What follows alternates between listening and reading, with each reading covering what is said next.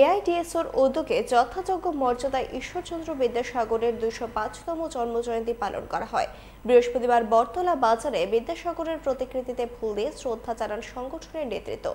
এদিনও ভেঙে পড়া শিক্ষা ব্যবস্থা নিয়ে সরকারকে কাঠগড়ায় দাঁড় করান সংগঠনের রাজ্য সম্পাদক রামপ্রসাদ আচার্য।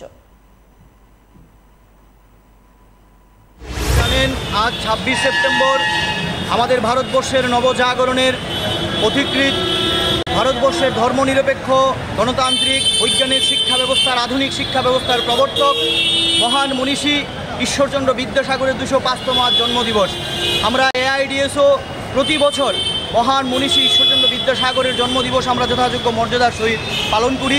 তার এই ধারাবাহিকতা আজকেও আমরা ঈশ্বরচন্দ্র বিদ্যাসাগরের জন্মদিবসটা আমরা পালন করছি। তার পাশাপাশি আমরা সংগঠনের পক্ষ থেকে সমস্ত মানুষের কাছে আবেদন জানাই, এই মহান মনীষী ঈশ্বরচন্দ্র বিদ্যাসাগরের জীবন কাহিনী ছাত্র সমাজের মধ্যে, ছেলে মেয়েদের মধ্যে চর্চা করার জন্য।